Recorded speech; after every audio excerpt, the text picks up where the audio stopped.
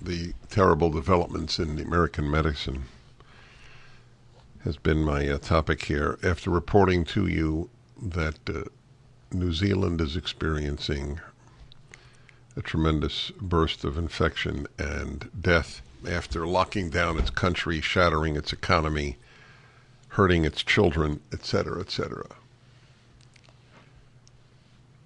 I said earlier, and I mean it. I know I mean it, so I don't even need to say I mean it.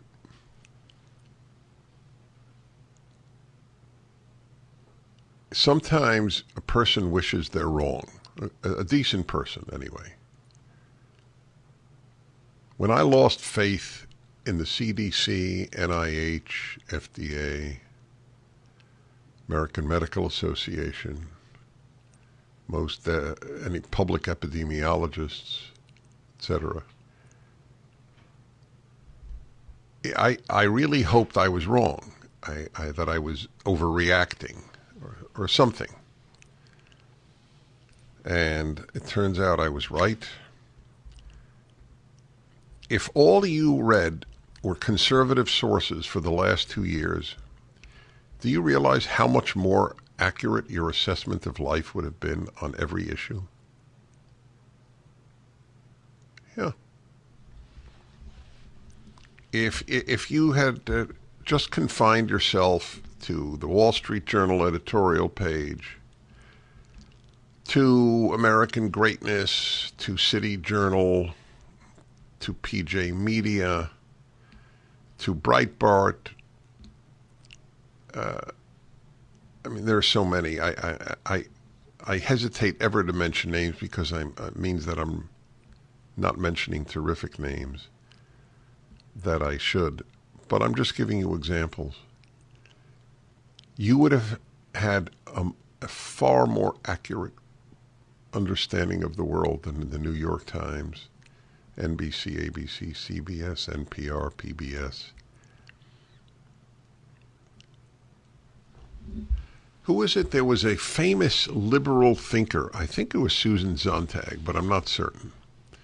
This is like 25 years ago. She got up at a conference of liberals and said, if you'd have only read the Reader's Digest, this generation, you would have had a much more accurate understanding of the world than with the mainstream media.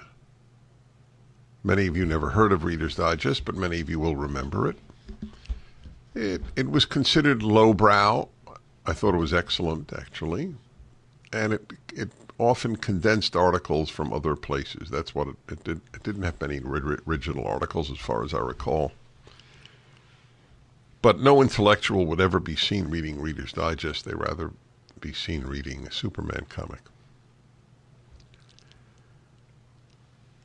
The reason for the gulf, the unbridgeable gulf between right and left, is not only because our outlooks on life and our psychological makeups are so different. It is because the source of what we believe are in opposition to one another. So you have to ask yourself, has mainstream conservative or mainstream left-wing media been more accurate? And on COVID, there's no question. That's the reason they shut them down. That's why. The enemy of the left is truth.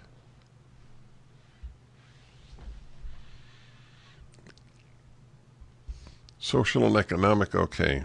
Finally, in this Wall Street Journal editorial about the Association of American Medical Colleges, AAMC leaders write further, we believe this topic deserves just as much attention from learners and educators at every stage of their careers as the latest scientific breakthroughs. Really? Really?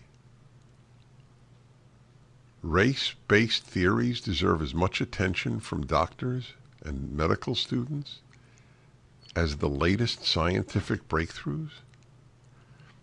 So they should spend half their time reading about racism and half their time reading medical journals? Is that what you want from your doctor? Again, the Wall Street Journal, that sounds dangerous. Will learning about mRNA technology or the latest treatment for melanoma take a back seat to new theories of cultural appropriation? Yes. Finally, America faces a looming and severe doctor shortage as baby boomers retire. It won't help attract prospective doctors to tell top students they must attend to their guilt as racial and political oppressors before they can diagnose your cancer.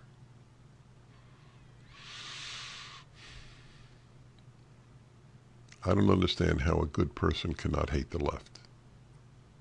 Not liberals, the left. Liberals make the left possible, but you shouldn't hate them. With liberals, you might want to say what Jesus said on the cross, forgive them, Father, they know not what they do. Liberals know not what they do. Leftists know what they do. They want to destroy everything that is beautiful. They want to destroy beauty. Look at the arts.